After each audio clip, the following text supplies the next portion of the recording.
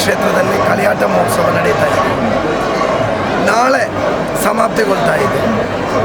ನಿಜ ಹೇಳಬೇಕಿದ್ರೆ ಹಲವಾರು ವರ್ಷಗಳ ಇತಿಹಾಸವಿರುವ ಸಮಾಜಕ್ಕೆ ಒಳಿತನ್ನು, ಪ್ರೀತಿಯನ್ನು, ಮಾನವೀಯತೆಯನ್ನು, ಸಾಮರಸ್ಯವನ್ನು ನೀಡಿರುವ ಬೆರ್ನೆ ಮುಚ್ಚಲೋಡಿ ಭಗವತಿ ಕ್ಷೇತ್ರದ ಕಳಿಯಾಟ ಮಹೋತ್ಸವ 5 ವರ್ಷಗಳ ಹಿಂದೆ ನಡೆಯಬೇಕಿತ್ತು.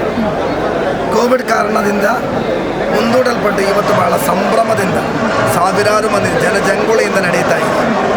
ನಾನು ಭೇಟಿ ಕೊಟ್ಟ ಸಂದರ್ಭದಲ್ಲಿ ಬಹಳ ಸಂತೋಷವಾದ್ದು.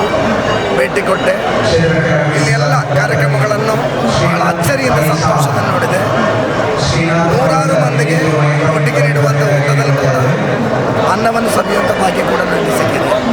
ನಿಜ ಹೇಳಬೇಕಿದ್ರೆ ಮುಚ್ಚಲೋಡು ಭಗವತಿ ಕ್ಷೇತ್ರ ನಡೆಯುವಂಥ ಒಂದು ಕಾರ್ಯಕ್ರಮ ಬಹಳ ಶಿಸ್ತಿನಿಂದ ಮಾದರಿಯುತವಾದ ರೀತಿಯಲ್ಲಿ ಸಂಘಟಕರು, ಈ ದೇವಸ್ಥಾನ ಕಮಿಟಿ ಪದಾಧಿಕಾರಿಗಳು ಹಮ್ಮಿಕೊಂಡಿದ್ದಾರೆ. ಇದು ಸಮಾಪ್ತಿಗೊಳ್ಳುವಾಗ ಸಮಾಜಕ್ಕೆ ಒಳಿತನ್ನು, ಪ್ರೀತಿಯನ್ನು, ಮಾನವೀಯತೆಯನ್ನು, ಸಾಮರಸ್ಯವನ್ನು ನೀಡಿಕೊಂಡು ಕಳಿಯಾಟ ಮಹೋತ್ಸವ ಸಮಾಪ್ತಿಗೊಳ್ತಾ ಇದೆ. ಈ ಕಾರ್ಯಕ್ರಮಕ್ಕೆ ಎಲ್ಲ ರೀತಿಯ ಶುಭಾಶಯಗಳನ್ನು ಕೋರ್ತಾ ಇದೆ. ಇಲ್ಲಿ ಒಂದು ವ್ಯವಸ್ಥೆ ಬಗ್ಗೆ ತಮ್ಮ ಒಂದು ಅನಿಸಿಕೆಯನ್ನು ಹೇಳ್ಬೋದಾ?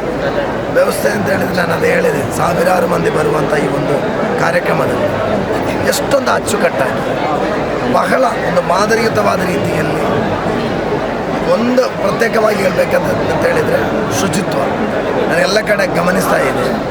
ಅಷ್ಟೊಂದು ಶುಚಿತ್ವದಿಂದ ಈ ಒಂದು ಪವಿತ್ರವಾದ ಮಣ್ಣಲ್ಲಿ, ಪವಿತ್ರವಾದ ದೇವಸ್ಥಾನದಲ್ಲಿ ಈ ಒಂದು ಕಾರ್ಯಕ್ರಮವನ್ನು ನಿಜ ಹೇಳಬೇಕಿದ್ರೆ ಅಷ್ಟೊಂದು